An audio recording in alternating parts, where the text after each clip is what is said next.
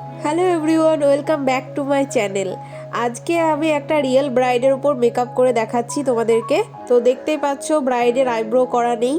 তো মেকআপ করার আগে আমি মুখটাকে ভালো করে ক্লিন করে নিলাম। তারপরে আমি একটা মিস্ট ইউজ করলাম, তোমরা দেখতে পেলে। এখানে তোমরা টোনারও ইউজ করতে পারো।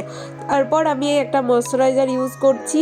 এরপর একটা প্রাইমার ইউজ করে নিলাম। তারপর কালার কারেক্টার ইউজ করছি। কালার কারেক্টারের জন্য আমি অরেঞ্জ কালার কারেক্টার লাগিয়েছি আর গ্রিন কালার কারেক্টার লাগাচ্ছি, কারণ আমার ব্রাইডের ফেয়ার স্কিন আর কিছু পিম্পলের রেড স্পট ছিল, যার কারণে আমি গ্রিন কালার কারেক্টারও ইউজ করেছি।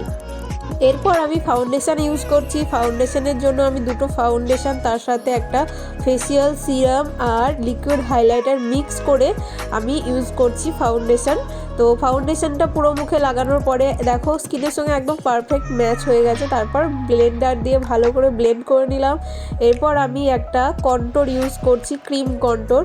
এটা হচ্ছে হুডা বিউটির কন্ট্রোর লাইট শেড, ওটাই আমি ইউজ করছি। দেখো কন্ট্রোর এরিয়ায় তোমরা যখন কোনো ক্রিম কন্ট্রোর বা ক্রিম ব্লাশার ইউজ করবে তখন সবসময় পাউডার লাগানোর আগে ইউজ করবে।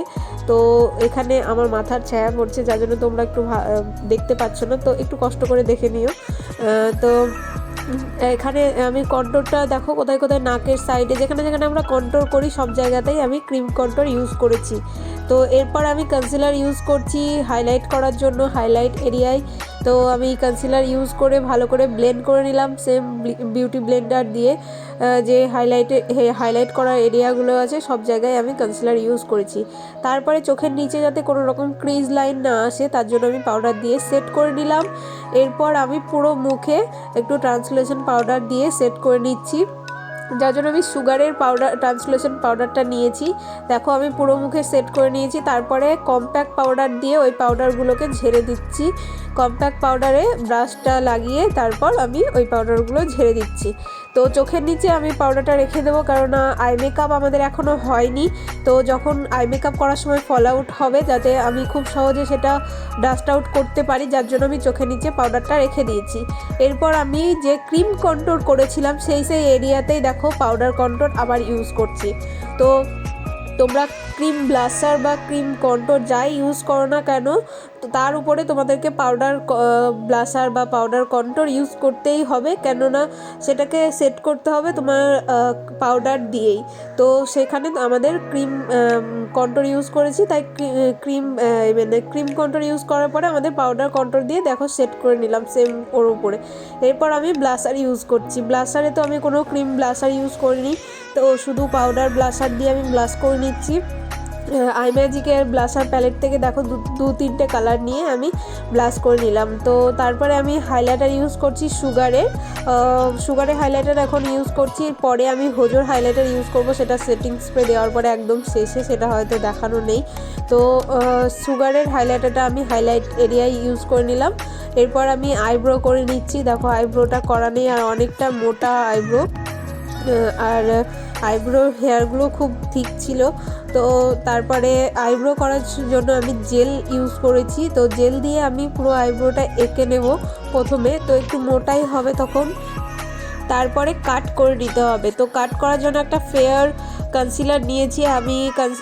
দেখো তোমরা প্রথমে আইব্রোটা ভালো করে এঁকে নিচ্ছি, সেটা দেখো। এরপর আমি কাট করব, যার জন্য আমি একটা ফেয়ার কনসিলার নেব, মানে একটু সাদা কালারের কনসিলার নেব। আমি একটা ক্রিম কনসিলার নিয়েছি পিএসসির যে প্যালেটটা হয়, সুপার কভারেজ প্যালেট, ওই থেকে নিয়ে আমি পুরো শেপটা কাট করে নিলাম। তারপরে আই বেস তৈরি করে নিলাম। একটু লাইট শেডের আই বেস তৈরি করলে আই মেকআপটা ফোটে ভালো।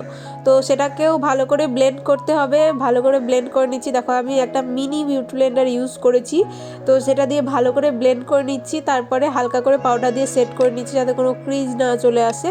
তো যেহেতু রিয়েল ব্রাইড বারবার কথা বলছিল, করছিল, তো ক্রিজ লাইন পড়তে পারে, তো পাউডার দিয়ে সেট করে নেওয়ার পরে একটা এই কালার নিয়ে আমি আই মেকআপ শুরু করলাম। ট্রানজ্যাকশান এরিয়ায় একটা ট্রানজ্যাকশান কালার দিলাম। তারপরে শাড়ির সাথে ম্যাচ করে বলেছিল, তো ওর মতন করে আমি দেখো একটা কালার নিয়ে আমার আউটার কর্নারে একটা লাইন তৈরি করছি। তো খুব বেশি হেভি আই মেকআপ চাইনি ব্রাইড, কোন মেকআপও খুব বেশি হেভি চাইনি, নর্মালি চেয়েছিল যে নর্মালের মধ্যে করবে, খুব হেভি করার দরকার নেই। কোনো ইয়ে ছিল না, বলেছিল তোমার ইচ্ছা মতন করো, কিন্তু বেশি হেভি মেকআপ করো না। আমি কোনো মানে আমার যে ব্রাইড সে কোনো দিন মেকআপই করেনি, প্রথম মনে হয় মেকআপ করলো। তো দেখো আমি হালকায় একটা আই মেকআপ দিলাম, তারপরে লোয়ার আইতেও আমি একটু করছি, কারণ ভালো লাগে না যদি না হয়। তো ট্রানজ্যাকশন কালার দেওয়ার পরে ট্রানজ্যাকশন কালার দিয়ে আমি চোখের নিচটাতে ভালো করে ব্লেন্ড করে নিচ্ছি। তারপরে ওই যে ইনার কর্নারে যে সিমার কালারটা দিয়েছিলাম ওটা দিয়ে চোখের নিচে ইনার কর্নারটায় একটু ব্লেন্ড করছি, আর আউটার কর্নারে ওই সেম যে আউটার কর্নারে উপরের দিকটায় যে কালারটা দিয়েছিলাম সেটা দিয়েই ব্লেন্ড করে নিয়েছি। তারপরে চোখের নিচে যা ফল আউট হয়েছিল সেটা ভালো করে পরিষ্কার করে নিলাম।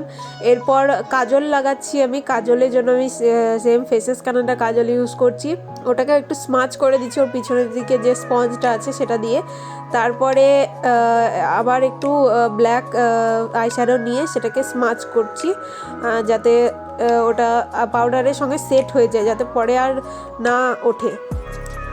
এরপর আমি লাইনার ইউজ করছি। লাইনারের জন্য আমি কালার বারের ওয়াটারপ্রুফ লাইনার নিয়েছি। তো লাইনার দিয়ে আমি দেখো ভালো করে টেনে নিলাম। এই লাইনারটা খুবই ভালো, খুব তাড়াতাড়ি শুকিয়ে যায়, কোনো রকম মানে ওয়েট করতে হয় না।